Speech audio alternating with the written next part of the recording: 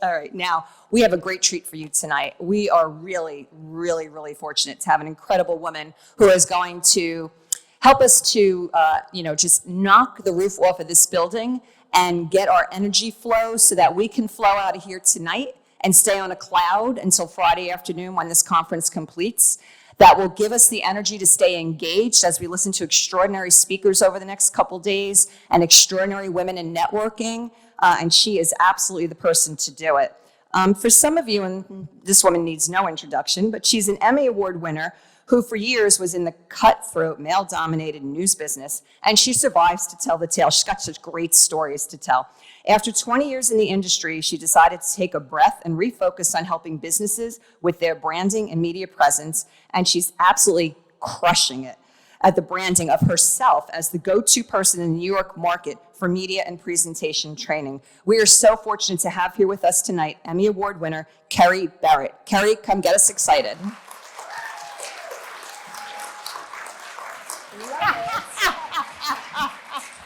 Hello, how are you all? Excited? I gotta stay in shot, but that was lame. Are you excited? Okay, much better. I love these virtual events because none of you can see me from the waist up. Right? Or no? So are you saying you can see my doggy jammies and my fuzzy slippers? Awesome. And there's no zoom filter on that thing either, which, by the way, I have grown accustomed to over the last 18 months. I feel like it's a bait and switch sort of situation. When you see people in real life, you're like, yeah, there's wrinkles and pores and the whole 9 yards. And my dog is pooping in the back of me, although I don't have her here right now. But nevertheless, I'm going to go make a quick change of costume while we get things started. So I'm just going to hide back here. I may stay in the fuzzy slippers, but I do have something that is more professional and more appropriate. You know what? I'll even give you guys the real shoes. All right, here we go. Okay, are you ready? I'm making my debut. Here we go. Woo! I'm back. I am super excited for this. I don't know about you guys, but it has been a long time coming since I have seen people. I've been talking into a little red dot and a lens for the last 19 months, and holy cow, thank you for being here. Give yourselves a round of applause. With that said, I do what any good media person does, and that is I take the selfie. So everybody stand up. I know, stand up. And we are going to get this. On the count of 3, I want you to say, I rock. 1, 2, 3. I rock! Woo! Thank you, folks. It is fabulous to be here. Thank you. Thank you for being here. Natasha, you had the gig set from the beginning. I did not. You had on the pants and the shoes. I was not ready for that, but I appreciate your professionalism. I was not quite there. All right, I have a confession to make. But before I make that confession, I'm going to ask all of you to make a little confession as well. And the confession is this. And you can raise your hand if you want to. You don't have to, but feel free. This is a safe space. How many of you, men and women, have felt imposter syndrome? I have, right? I have an Emmy Award that sits in my Zoom shot, and it only sits there because my marketing agency told me that I should have it there because normally I have it hidden. Like, why wouldn't you put that there? That's a great credibility marker, Kerry. You're an idiot. How many of us have felt that the deck was stacked against us? I have felt that way, certainly. How many of us are tired of the battle, right? I'm tired of the battle. And men, this applies to you as well. I didn't realize there'd be so many of you here, so I'm going to tweak my speech a little bit. But I appreciate your support, and we all do, because you're part of the battle as well. How many of you feel like you don't really know what the next right step is? I feel that every friggin' day. Like, I get on a 9 o'clock call, my kid's barfing on the desk. My dog is pooping on the couch behind me during a live podcast, or there's like screaming coming from the kitchen and I have to get up because there could be some digits that are missing from some of my children. And like, it's just all part of the game, especially over the last 18 months. We have all dealt with remarkable challenges. So I'm going to start this by asking you all to do a mantra. And I've taken my cue from The Help. Have you guys seen that movie? Have you seen the scene with the nanny and the little girl, right? You are smart, you are kind, you are important. Stand up. And get into your Superwoman or your Superman pose. I'm not gonna start until you all do it. That's right. Hands on the hips. I know it seems ridiculous, but it actually does work. I want you to repeat after me. I am smart. I am kind. I am important. And now I want you to turn to your neighbor. Left turn to right. And I know that's like a little bit, like you figure it out. And if you're in a seat of 3, you all just do it together.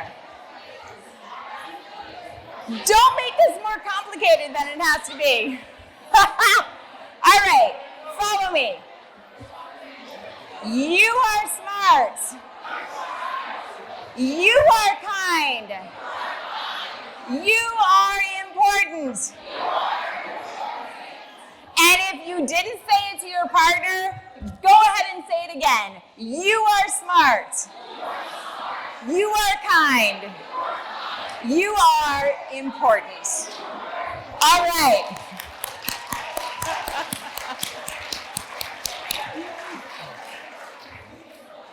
I want to start off with you are smart, you are kind, you are important, you are also quiet. I want to share a little data and statistics with you. And this is something I usually do not recommend as a public speaker that you do. But this particular story is compelling. Back in 2016, the National Academy of Sciences conducted a study on the best predictor of the death toll in a hurricane. I know this sounds a little bit morbid, and it is. But maybe not entirely for the reasons that you might think. Do you know what they found? Is anybody familiar with this study? Have you heard it? Okay. What they found was that to some degree, the strength or the size of the hurricane had absolutely nothing to do with the death toll. Do you know what was the best predictor of the death toll? It was the name of the hurricane. Hurricanes that had female gendered names, a Hurricane Danielle versus a Hurricane Daniel, had the highest death toll. And the reason was people did not heed the evacuation warnings of hurricanes with female gendered names. They didn't take them as seriously. True. Look it up. 2016. We have made some progress. That was 5 years ago. We have made some progress since then, but nevertheless, that statistic, ever since I learned of it, has stuck with me because we all deal with it, right? Right? We battle for equal rights, and we battle for equal pay, and we battle for having our voices heard. And to some degree, the deck is sort of like stacked against us. I'm not even saying it's intentional. It's just sort of how it is right now. So for 20 years in the news industry, that was my blatant reality, right? Not all doom and gloom. There were plenty of bright spots along the way. There were a lot of great women, a lot of great men, a lot of people who I considered my mentors, a lot of people who guided me in my career, a lot of people who provided me with great advice and a great sounding board. But when I started, which was back in 2000, the year, female leadership was almost unheard of. It was bizarre, right? It was not the norm at all. The female anchor was never the main anchor. She was always the co-anchor. Sexual harassment was rampant. I won't even say that it was a secret. I know that most of you, if not all of you, have heard the stories. It was not a secret. It was just sort of how things were done. That was one of the reasons that I got my master's degree. I knew how fickle the industry was, especially for female talent. There is not a shelf life for men. There just isn't, right? I would be hard-pressed to name a single woman in the news industry over the age of 45 who has not had a lot of work done, because that's, and myself included, a lot, but some. Botox, I'm a big fan of. But that's just how it is. Women have a shelf life. We're valued overall for different things. It's sort of how it is right now, and we're changing. It won't always be that way, but we're the warriors, right? I see my daughter who's 10, and I put makeup on to go on a Zoom call, and she says to me, "Mom, why do you put makeup on? Like, you look beautiful the way you are. I don't like when you put makeup on. You don't need the eyelashes, and you don't need the lipstick, and I don't like when you kiss me and makeup guts on my face." And what do I say to her? Like, she goes into the aisle, into Target, and there's nothing against Target, big fan, but there's 4 aisles of products that tell her she's not good enough the way that she is. Your lips should be fuller, your hair should be shinier, it should also be a different color, your nails should be longer, and you should have whiter teeth, and here's a diet aid, and here's some mascara that you need. And it's a whole environment and messaging that we send, not just to women our age, who should have the knowledge and the wherewithal to battle it, but heck, I'm as likely as the next person to succumb to the messaging. And my daughter is too, right? So in the news industry, you might imagine that that's like to the nth degree, right? Show more skin. That's an actual quote from one of our stylists. Show more skin. You need to show more skin. Women need to show skin to be considered warm. Don't show that much skin. You've had a baby. Your arms are not in great shape. Your hair should be lighter. Your hair should be darker, maybe longer, maybe shorter. You need to wear brighter clothes. That's too bright. Wear darker clothes. That's too dark. Don't smile as much. This is the evening news. Smile more. This is the morning news. Like, you just couldn't win. Hey, our viewers are telling us that you shouldn't wear glasses because they think we're trying to make you look smart. Like, why say that? I just had eye surgery. There's nothing I could do about it. Are you saying not to mess with my head? Because I think you are. How do you get around that, though? Hey, and by the way, we're back in 3, 2, 1. So those sorts of critiques were never leveled at my male co-anchors. They just weren't, right? I did a social experiment with one of my co-anchors, and he wore the same suit for a year. A year, Monday through Friday. Changed the tie and the shirt, right? But not a single person called him out on it. Not one, right? Me, I wore the same dress in the span of 4 months, and holy cow, Kerry, you just wore that dress 16 weeks ago. Why are you wearing it again? It's a different demand. It's a different expectation. The moment that stands out to me, and I feel bad. I didn't realize there'd be this many men in the audience. I love that you're here, okay? I'm fully supportive of it. I don't want to bash you. But the moment that stands out to me, and this was at a big market, and I had just come back from maternity leave, and I was on the anchor desk, and I was reaching across the desk to get the paper scripts. They give you scripts, you have the stuff on a teleprompter, but you reach across the desk and they're handing you the paper in case the teleprompter goes down. And my co-anchor, can you see me? Okay. My co-anchor reached over to me and he grabbed the back of my arm and he goes, "Wiggle, wiggle, wiggle. Jiggle, jiggle, jiggle. How's that diet going for you? I guess not so good, huh?" Meanwhile, his buttons are screaming for mercy. Help me, I can't hold on much longer. And then we're back from commercial. 3, 2, 1, you're on. And it's compartmentalizing it. It's putting it aside. It's understanding that you have to go on. My experiences were not unique. It's not unique to me. It's pretty standard, right? It was back then anyway, back in 2010 or so. Right, and to be honest, this industry is not the only one that deals with this. There's a lot of industries that are dominated by people who do not look like the majority of the people in this room. And we, as men and women, we're all here, and to some degree, that showcases that we have some privilege. We do have some power.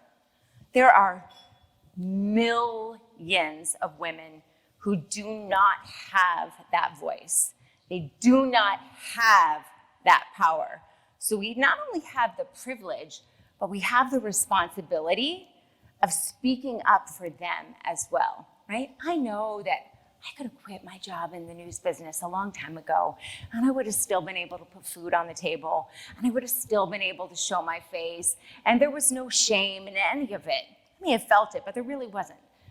My point is there are so many women who are not in that space. And so all of us have the responsibility as warriors, to some degree. You don't feel like it every day, but as warriors, to be that, to speak up for the women who don't have financial means or the network or the education, right? Jennifer, has anyone seen the morning show? Apple TV? It's really good. Ripped from the headlines, taken straight out of the Matt Lauer thing. I shouldn't say that. Delete that from the video, but that's what it comes from, right? So she's negotiating her salary, and she's negotiating it with the upper echelons of her networks management. And they're, nickel and diming her and giving her all the BS that always happens. And she says to them, "You don't understand. The rules have changed. You are not in charge. I am." And that's true. We are all in charge of what happens to us. We don't have to go into work with a defeated attitude. At the end of the day, it is the goals that matter. I've never thought that women and men should be treated exactly the same. And I'll give you a quick story. And it stands out to me because I've never heard it before, and I haven't heard it since. It's about 2010, and I was in Philadelphia, and we were having our afternoon story meeting, and we were sort of planning out what was going to be happening in the coverage of the 5, 6, and 10 p.m. news. And there was a big story. It was the Jerry Sandusky scandal at Penn State. It's a long time ago. And we were deciding who would be the best reporter to go there. And it was determined that the best reporter to go there was this guy, and Chris O'Connell. And we were in the meeting, he wasn't there, and my boss, who was a male, and was a complete hard butt, he looked around and he said, "Before we send Chris away for 5 days, we should find out if he has childcare." He had twin daughters. Never have I heard a boss ask a dad if they have childcare before they send them away on a story. Holy cow, it was mind-blowing for me. This should be something that is asked across the board. Do we not value our employees? We do. We value them, men or women, and as mothers and fathers, and those without kids. What do they have going on in their lives? The same question should be asked of all of us. It's not that women shouldn't be asked about what's going on in their personal lives. It's that we need to all be held to the same standard. We all need to be asked the same questions, right? So that moment for me was eye-opening. How do we then rise above all of it? How do we mend fences? How do we carve new paths? How do we How do we challenge the status quo? Because not everybody's the enemy and not everybody's a warrior. We all have a place that we fit into, right? Sometimes we do it by making excuses. I've been there, right? Apologizing up front. I had a female news director, assistant news director, who said, when you're in the afternoon meeting, you should state things by saying like, I may be out of left field, but, or this may be crazy, but the sad thing is that it worked in the moment. Long term, I have no doubt that it eroded my credibility in the newsroom. I have no doubt that people began to question my judgment, but I was advised to do that, and I worked for a long time trying to fit in the mold. Too passive, too aggressive, blow up at anything, anyone, right? I used humor. I used any sort of arsenal in my backpack that I could. Sometimes it worked, sometimes it didn't.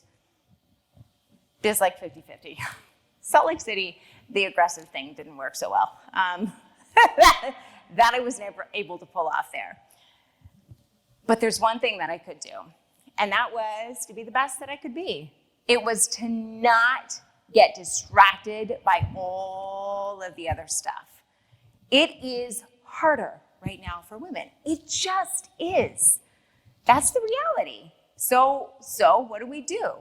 We can complain about it, and I do, but we also have to go into our job each day and know what the goals are and know what the end game is.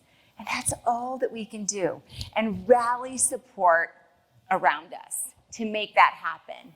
There is no going in with a defeatist attitude. There's no going in with, oh man, the deck is stacked against me. Even if it is, and it may be. But how do you get around that? You get around that by focusing on the task at hand, picking your battles, figuring out what you need to battle against, and what is worth putting off for another day.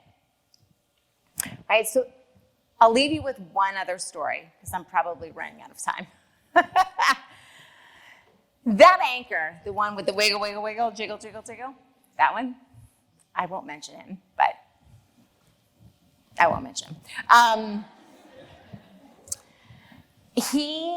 I was up for a promotion, morning to evening newscast, and he came to me and he said, Kerry, our female anchor on the evening news is getting ready to leave, getting ready to let her go.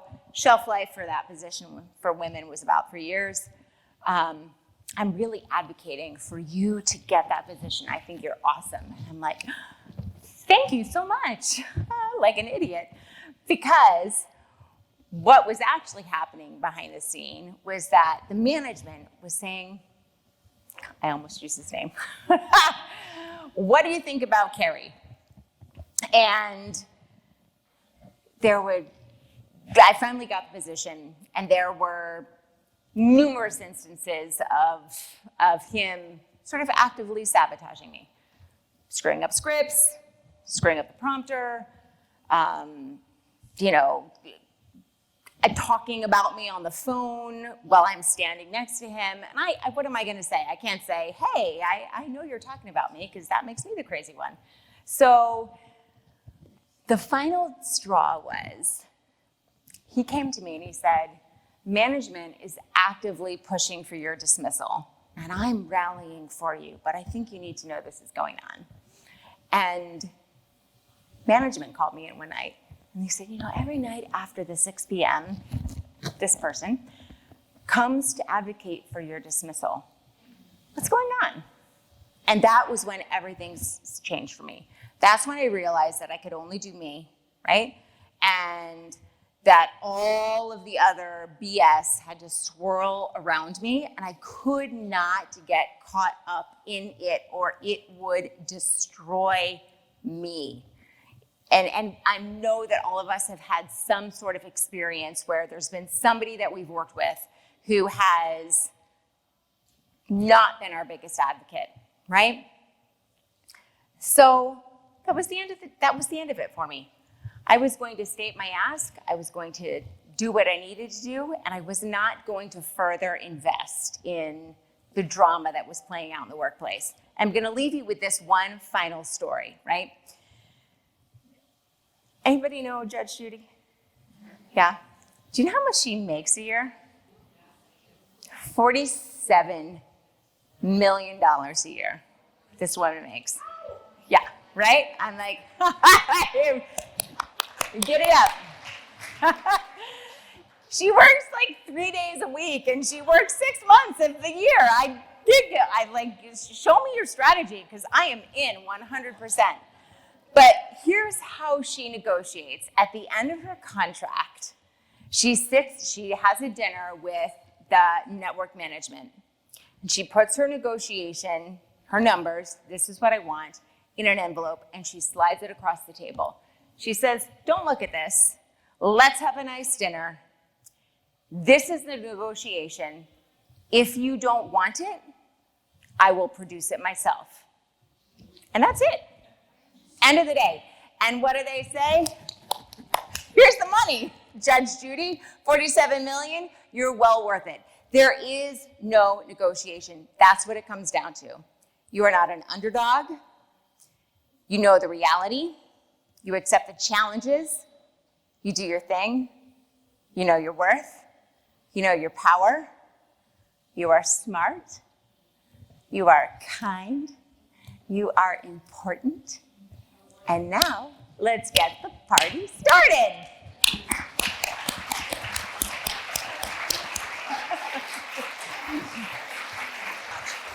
So I want to, here's what I took away from what Kerry said. Well, first of all, I just want to say, as an attorney, okay, right? Advocate for yourself for sure. But here's what I took away, right? Especially over the last 19 months. Get the noise out of the way. There's just way too much of it, right? Get the noise out of the way. Be authentic. Be your authentic self. Be the best version of yourself each and every day. Learn from experiences and allow them to inform your ability to be the next best iteration of yourself each and every day. And I will repeat the last one that I started with. Be your own best advocate. Because that is one thing that we hear time and time again. We have sessions on this over the next couple days, right? This is where we as women need to just step it up a bit, because we are just very humble in how we do things, right? We do a really good job and then we go away because we don't look for the accolades, as we talked about with the Karens and Monicas of the world, right? We just do our job because we know it needs to get done, and then we go away. That's where we don't advocate for ourselves. That's where we don't toot our horns, right? That's where we stand up straight and we say, no, I know my worth and I'm going to go make sure that I advocate for it. And that's the message that I want you all to take over the next 2 days. Listen to the fantastic speakers we have. They are fantastic. The senior executive women who are going to be presenting over the next few days have life experiences that have helped them to make the next best iteration of themselves. And you'll hear from each and every one of them that every day they continue to learn from those experiences so they wake up tomorrow to be even better. That's what we aspire to. That's what we're going to do over the next few days. And we're going to do it for ourselves, but we're going to do it so that when we are empowered as individuals, we empower those who we surround ourselves with, whether it's the folks who report to us, the folks who are colleagues, or those who are above us, right? And then we reach back and we bring up those future leaders who are our amazing future. And that's together how we create a village, folks, right? That's what this society needs. This is where we got to get, right? COVID ain't going away, but we can certainly make sure that we make a difference while we're kind of stuck in this crazy dynamic place that we are. So I have one final thing for you before I bid you go enjoy yourselves and network and eat some more food and have some more drink, is keep the conversation going on social media over the next few days, okay? Our hashtag is @NJBIA, tag us. Join each other, socialize, take care of the networking, be in those networking sessions because they're extremely invaluable, right? I look forward to seeing you tomorrow morning. I look forward to seeing you on Friday. I wish you continued health and success and safe travels as you go home tonight, and I'll see you tomorrow morning at 10 a.m. Have a great night, everybody.